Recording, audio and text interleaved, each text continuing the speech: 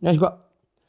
고로가치 유승호입니다. 오늘은 6월 모평 대비 칠판에 적혀 있는 것과 같이 사설 모의고사 활용법에 대해서 제가 좀 말씀드리려고 하는데, 사실 저도 이제 현장 강의에서 한수 모의고사와 상상 모의고사 두 개를 이제 선택해서 구매하게 하는데, 이거를 그냥 사놓고 그대로 이제 방치하는 경우가 좀 많기 때문에 어느 정도 가이드는 좀 줘야 될 것 같아서 찍게 됐습니다. 의미 없는 사설 모의고사를 어떻게 하면 우리 입장에서 좀 의미 있는 공부로 만들 수 있을지 간단하게 설명할 테니까 얘를 좀 보고 제대로 좀 활용했으면 좋겠다. 그래서 지난번 영상은 이제 연계였고, 이번은 이제 사설 모의고사 좀 어떻게 쓸래 정도가 될 겁니다. 파이널 때 이제 학생들이 가장 많이 물어보는 게, 사설 모의고사는 일주일에 몇 개 정도 풀면 되냐라는 어떤 빈도에 대한 공부를 좀 많이 질문을 하시는데, 개인적으로 제가 생각해 시기별로 다를 수 있지만 지금 6월 모평 대비해서는 일주일에 1회 정도가 가장 적당하다. 9월 모평 이후 정도의 시즌이 되면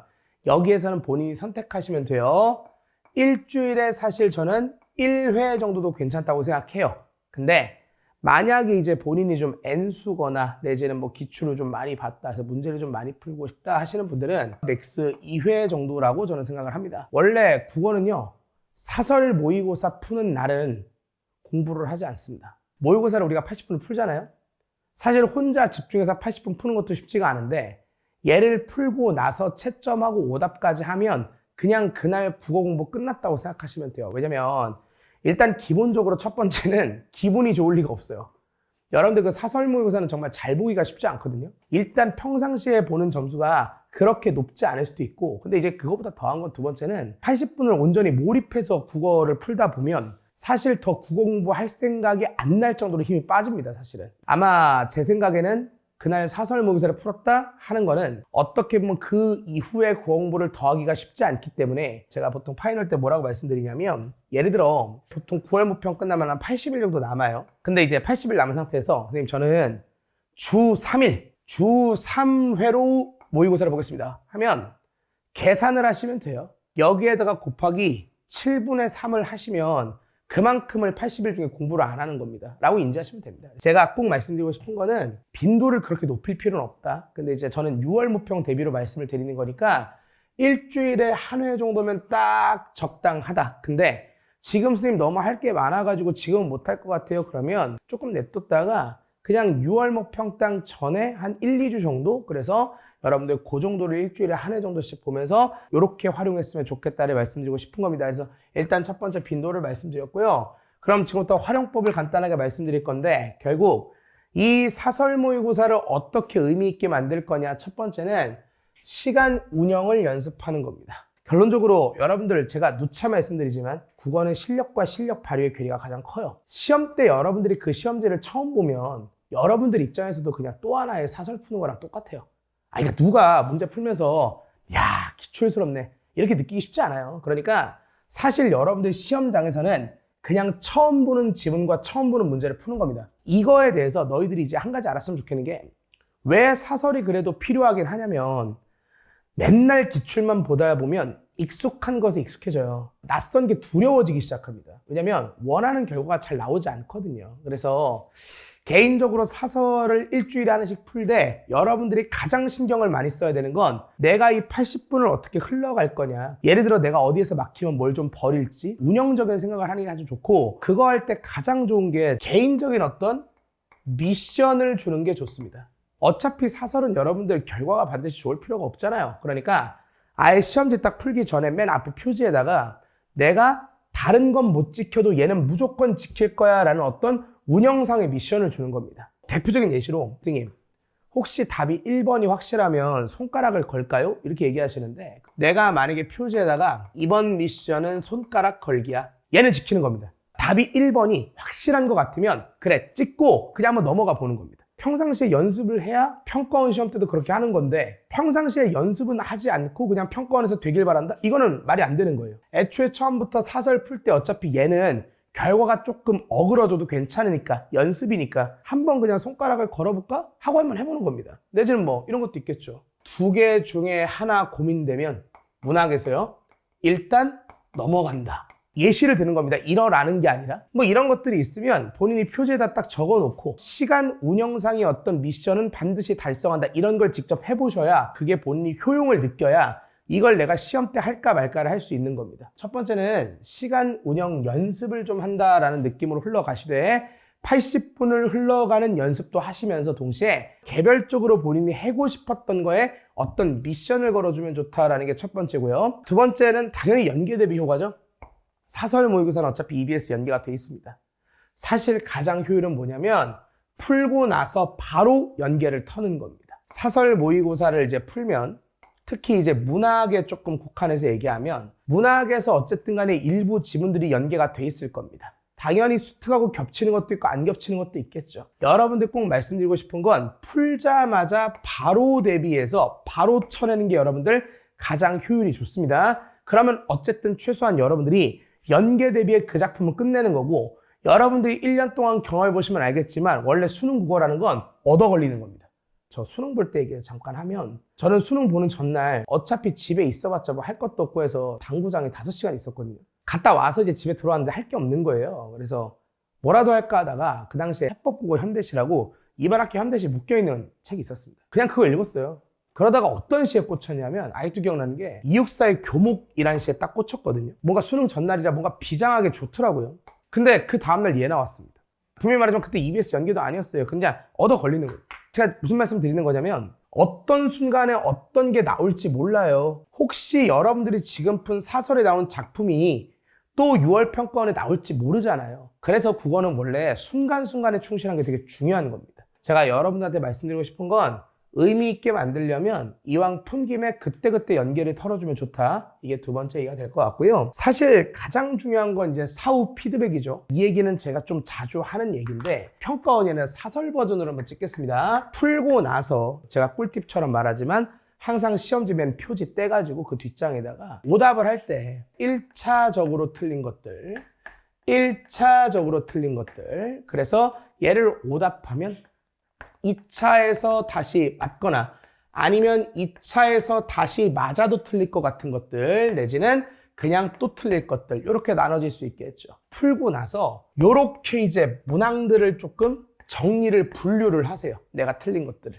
예시 한번 들어볼게요. 8번 얘는 맞출 수 있었을 것 같고 만 25번 얘는 맞출 수 있을 것 같고 근데 아무리 봐도 16번 얘는 다시 풀어도 안 될 거 뭐 이런 식으로 이제 정리를 하는 겁니다. 이렇게 해놓고 나면 여러분들 입장에서는 내가 처음 풀 때 틀렸는데 다시 풀어서 이건 맞았어야 되는 것들은 이제 우리가 방어할 문제. 근데 아시죠?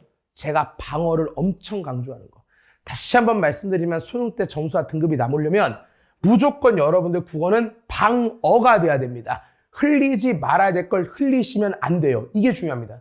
얘 같은 경우는 이제 앞으로 우리가 뭐 할 거냐면 해결해야 되는 문제가 되겠죠. 장기적이든 어쨌든 얘는 이제 내가 조금 앞으로 해결해야 되는 어떤 사고가 있는 거구나. 이렇게 될 겁니다. 그럼 제가 한번 나눠서 한번 얘기해 볼게요. 얘 같은 경우는 결국 사실은 우리가 시험장에서 뭘 하지 말아야 될 걸 한 거예요. 그러니까 내가 뭘 하지 말아야 될까? 즉 하지 말아야 할 것. 근데 이것도요 생각보다 문제가 단순합니다. 결국 국어라는 건 내가 만약에 뭘 놓쳤다면 선지가 문장인데 선지를 뭉갰다거나 지문을 돌아가서 잘 읽어야 되는데 지문을 뭉갰다거나 하다못해 맥락을 고려하지 않고 판단했다거나 이건 본인들이 알거든요. 내가 뭘 하지 말아야 되는지가 그때그때 정리가 되면 되는 겁니다. 반대로 해결할 문제들은 결국 내가 앞으로 해야 할 것들에 대한 정리가 돼야 되는데 이때 해야 될 것은 크게 두 가지가 있죠. 하나는 이 문제를 풀기 위해 어떤 사고를 가져야 되고 이런 사고를 가지려면 어떤 공부를 했어야 되느냐가 될 건데 이것도 좀 중요한 게 있습니다. 예를 들어서 만약에 내가 해결할 문제예요. 이건 납득이 안 돼요. 사설에 국한해서 얘기하는 겁니다. 사설은 한 가지 경우의 수가 더 있는 게 해설지를 봐도 납득이 안 되는 애가 있어요. 기출은 해설을 보고 납득이 안 되면 우리가 받아들여야 되는 거잖아. 왜? 출제 기관에서 낸 거니까. 사설 같은 경우는 흔히 여러분들이 이제 사설틱하다라고 하는 거 있죠. 얘를 도저히 해결이 안 돼요. 그래서 안 돼서 해설지를 봤어요. 왜냐면 기출이 아니까 길게 끌 수는 없잖아요. 근데 그 해설을 읽고도 도저히 납득이 안 되는 문항들도 있단 말이에요. 그럼 이걸 기준으로 내가 뭘 해야 될까 생각하는 건 위험할 수 있잖아요. 왜냐면 사설이니까. 이런 문제들은 과감하게 버리시면 됩니다. 우리가 이 시험지에서 100을 가져갈 필요는 없거든요. 뭘 얻어가기만 하면 되고 양을 얻기만 하면 되는 거지 무조건 100을 여기서 다 가져갈 필요가 없어요. 그러니까 여러분들 갖고 선생님 제가 뭐라고 제 기준으로 이게 납득이 안 된다고 버릴까요? 하실 수 있잖아요. 근데 다시 한번 얘기하지만 여러분들 기준으로 그냥 생각해서 여기서 다 가져가는 게 아니라 어쨌든 내가 이걸 통해서 그냥 어느 정도의 의미를 얻기만 하면 되는 거거든요. 표를 나눠 놓고 일단 여러분들이 문항을 정리해요. 그리고 나서 해설지를 보고도 납득이 안 되는 게 있으면 우린 이게 사설이니까 이걸 구구절절 길게 끌고 갈 필요가 없다는 얘기예요. 그냥 이 문제는 아이 과감히 버려. 그냥 문제가 별로였나 보다. 이렇게 생각을 하시면 되고 여기서 얻어갈 것들만 얻어가시면 되는 겁니다. 기출이면 이 항목이 없습니다. 사설이니까 이런 게 존재할 수 있는 거예요. 제가 깔끔하게 정리를 해드리면 내가 뭘 하지 말아야 하는지, 그러니까 이건 내 실수다. 그러니까 해설지를 보고도 납득이 되면 야 이건 내가 놓쳤구나 하면 내가 뭘 하지 말아야 되는 거야. 다시 풀어봐도 얘는 안 될 것 같다. 그러면 오케이 이건 내가 받아들여야 되는데 와 이건 도저히 납득이 안 되네 하는 것들은 그냥 과감하게 버리고 우린 할 걸 한다. 이렇게 이해하시면 되겠습니다. 사실 가장 이상적인 공부는 요건데 꼭 기억하세요. 사설 푼 날입니다. 사설을 풀면 사실 힘들죠. 당연히 공부할 생각이 안 들죠. 근데 가장 좋은 건 뭐냐면 사실은 사설을 풀고 나서 그날 기출을 보는 겁니다. 이게 사실은 나중에 기출 많이 봤을 때도 의미가 되는 거거든요. 예를 들어 사설을 풀게 현대시를 털렸어요. 그럼 이제 기분이 좋을 리가 없잖아요. 내가 사설 문제 풀었는데 현대시가 뭐 네 문제 중에 2개 틀렸어요. 피드백 해놓고 나서 여기서 끝내지 마시고 뭘 하시냐면 바로 현대시 기출을 꺼내는 겁니다. 그래서 이 현대시 기출을 돌려요. 어떤 느낌을 딱 받으면 되냐면 그치 이게 기출이지. 이렇게 되면 사실 사설을 좀 많이 풀다 보면 약간 사고가 출제 기관에 맞춰질 수밖에 없다 보니까 사설 업체 쪽으로 약간 핀트가 맞춰지게 돼요. 그 핀트가 맞춰지게 됐을 때 여러분들 살짝 사고의 오염이 좀 일어날 수도 있거든요. 그래서 여러분들한테 가장 좋은 건 그걸 풀고 나서 기출을 다시 보면서 정화한다. 기출에 맞게끔. 약간 요렇게 해주시면 좋아요. 예를 들어서 어떤 사설 문제에서 틀린 영역이 있다. 그러면 그걸로 그냥 피드백하고 끝내지 마시고 그거에 해당하는 기출을 하나 꺼내서 깔끔하게 돌려놓고 사고가 살짝 엇나간 걸 맞춰놓고 끝내는 게 가장 베스트다. 결론 내리겠습니다. 사설은 사실 여러분들에게 크게 의미가 없는 것입니다. 이걸로 수능 보는 거 아니고. 그리고 여러분들 사설 문제들 뭐 아시겠지만 1년에 여러분들 사설 모의고사가 업체마다 진짜 수십 개씩 나옵니다. 퀄이 좋은 세트도 있고 조금 부족할 세트도 있고 저도 사설 모의고사 해설 강의 찍고 있지만 어떤 때는 저도 참 해설을 하기가 곤란한 문제들도 있어요. 근데 그 퀄이 별로라고 해서 얘는 별로야 버려 하면 진짜 의미가 없어지는 거예요. 제가 꼭 말씀드리죠. 국어 콘텐츠는 어차피 기출, EBS, 사설, 끼케발, 리트 이게 답니다. 그 모든 것들을 전부 다 의미 없어 해버리면 의미 있는 게 남아있질 않아요. 가장 현명한 사람은 어떠한 의미 없는 것도 의미 있는 방법으로 승화시키는 사람들이 가장 현명한 사람들입니다.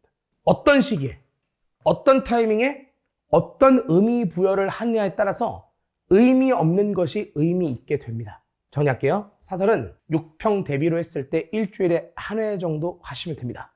6평 끝나고 나면 다시 사설을 잠깐 쉬어도 돼요. 일반적인 빈도수는 최대 2회라고 말씀을 드렸습니다만 이건 파이널 기준으로 말씀드린 겁니다. 그 일주일에 하루를 전부 다 의미 없게 만들 수는 없잖아요. 그럼 이제 우리는 의미 있게 만들어야죠. 이렇게 활용법, 시간 운영 연습, 연계, 피드백, 사설 보고 기출 봐라. 이런 식으로 의미 있게 하다 보면 사설이 어떤 의미를 주냐면 아까 말씀드렸죠. 기출만 보다 보면 익숙한 것에 익숙해져요. 낯선 것을 두려워하게 됩니다. 수능도 어차피 여러분들 시험장에서 보게 될 낯선 것들입니다. 그것에 조금 더 대담해질 수 있다라는 여러분들 의미가 생겨요. 모든 시간을 다 의미 있게 만들 수는 없겠지만 어쨌든 우리가 이런 시간들도 버리는 게 아까우니까 최대한 사설 모의고사 푸는 시간도 의미 있게 남겨서 6월 모평에 도움이 되었으면 좋겠습니다. 여기까지입니다. 감사합니다.